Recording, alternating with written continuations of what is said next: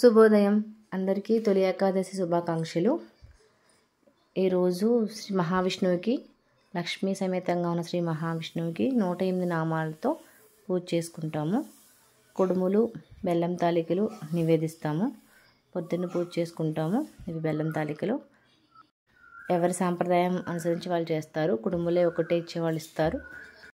ఏకాదశి రోజున మాత్రం కంపల్సరీగా కుడుములు పెట్టాలన్నది ఒక నియమం। స్వామివారికి పొద్దున్న పూజలు అవ్వకపోయినా సాయంత్రం పూజలున్న పెడతారు। ముందు రోజు ఏకాదశికి ముందు రోజు ఉపవాసం అంటే సాయంత్రం ముందు రోజు నైట్ టిఫిన్ చేస్తారు। ఏకాదశి రోజున ఏమీ భుజించరు। ద్వాదశి వచ్చిన తర్వాత భోజనం చేస్తారు।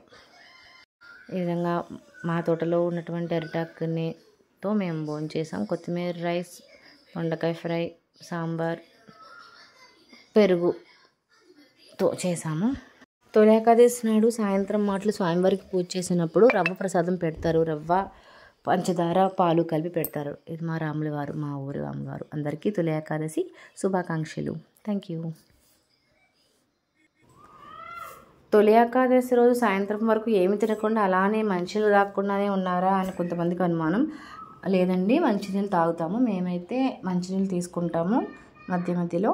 సాయంత్రం 4 దాటిన తర్వాత స్నానం చేసుకుని, తలస్నానం కాదు, ఉదయం ఎలాగో తలస్నానం చేస్తాం, మామూలు స్నానం చేసుకుని స్వామివారికి రవ్వ ప్రసాదము, పాలు, పండు పెడతాము। ఏం నైవేద్యాలు ఉంటాయి మనం చేసుకుని కుడుములు అవి పెడతాం। కానీ తింటాం మాత్రం పాలు, రవ్వ ప్రసాదము, ఒక పండు। ఏకాదశి అంటే ఒక పండు మాత్రం పూజిస్తాం అన్నమాట।